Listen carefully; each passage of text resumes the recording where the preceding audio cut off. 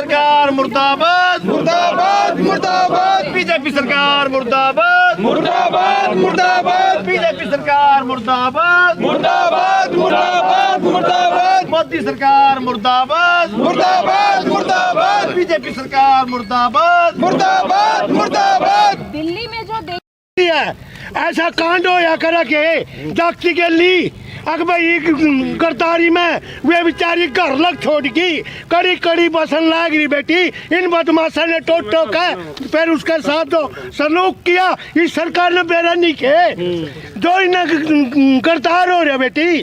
कौन कर देगा ये बर्दाश्त आज लग कोई पकड़े लग नहीं और कड़े हुए या बीजेपी सरकार के गुंडागर्दी में ऐसा हो रहा। आज लगा 72 साल के हो रहे ऐसा कांड नहीं होता बेटी कभी जो कि उसके बाल लग काटे गए ऐसे हो जगह के बेटी हम कभी इसको बर्दाश्त नहीं करेंगे बुढ़े। तो इंसानियत के नाम रेप बहुत मामला था। पहली बात तो हमें ही अपने आप में शर्म आने लग गया कि हम एक भारत देश के वासी हो गए, क्योंकि भारत को कहाँ रिप्रेजेंट कर रहे हैं हम। नेशनल मीडिया क्यों अब तक सोया पड़ा, जो इतना बड़ा मीडिया है, क्यों नहीं एक राजधानी में इतना बड़ा कांड हुआ है, क्यों इस चीज़ को, और ऊपर से एक चीज़ को बढ़ावा दिया जा रहा है कि ये कम्युनिटी का रोल है। अब एक बात सोचने की है, यहाँ पे सब इंसानियत के नाते खड़े हुए हैं, सारे इंसानियत को देख के सब सारे यहाँ पे इंसानियत के नाते खड़े हुए हैं, और हम इंसानियत के नाते वहाँ भी होकर आए। सोचने की बात है, अगर यहाँ पे मुसलमान की बेटी होती या हिंदू की बेटी होती क्या हम नहीं खड़े होते। आज एक सिखों का उन्होंने एक कम्युनिटी का बना दिया गया, जो सबसे शर्मनाक बात है। और दूसरी बात ये है कि अगर आपने वहाँ पे अरेस्ट करवाया तो उनको पेश क्यों नहीं किया जा रहा है, क्यों इतनी बड़ी गुंडागर्दी की जा रही है। हम तो यही कह रहे हैं कि वो चीज़ सेंटर के अंडर आती है, जो दिल्ली पुलिस है वो सेंटर के अंदर अंडर आती है, अमित शाह के अंडर आती है। अमित शाह का बयान क्यों नहीं आया अब तक, मोदी का बयान अब तक क्यों नहीं आया। आप एक देश के इतने बड़े राज्य बने हुए या राजधानी में रह रहे हो, राजधानी में इतना बड़ा कांड होता है तो वो चीज़ कहाँ जाके रिप्रेजेंट करती है।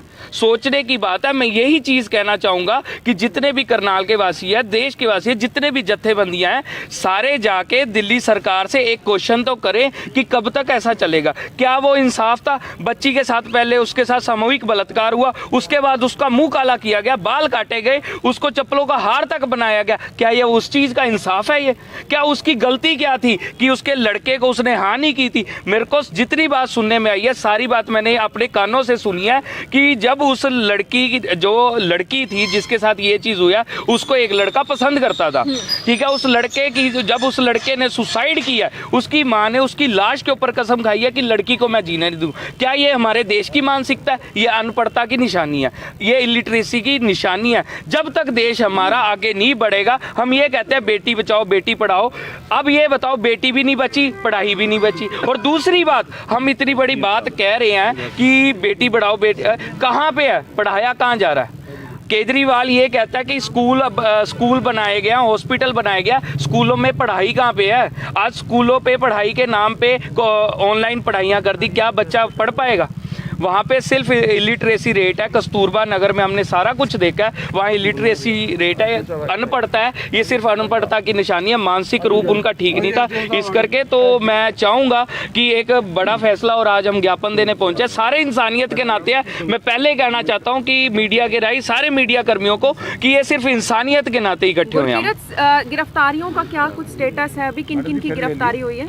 12 जनों की जो उन्होंने गिरफ्तारी बताई है वो 12 जनों की गिरफ्तारी है। बाकी वो गिरफ्तारी तब तक गिरफ्तारी है जब पहले ये एसडीएम साहब ज्ञापन लेने के लिए पहुंचे हैं। वहीं जितने भी आपको यहाँ पर किसान नजर आएंगे और समाज सेवी नजर आएंगे, उन्होंने बताया ही है कि इंसानियत के नाते वो आज यहाँ पहुंचे हैं, इसलिए इसको कम्युनिटी में डिवाइड करना सही नहीं है।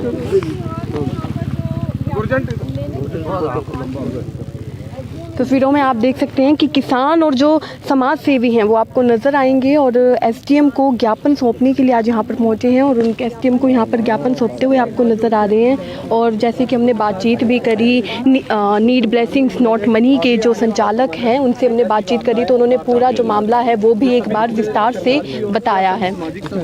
सभी मतलब कि जितने भी लोग हैं एक इंसानियत रूप में दी गई है, ना कि इसमें किसी एनजीओज का किसी का कोई मैटर नहीं है, सिर्फ एक इंसानियत सब मिलके दे रही हैं। आप सभी का बहुत बहुत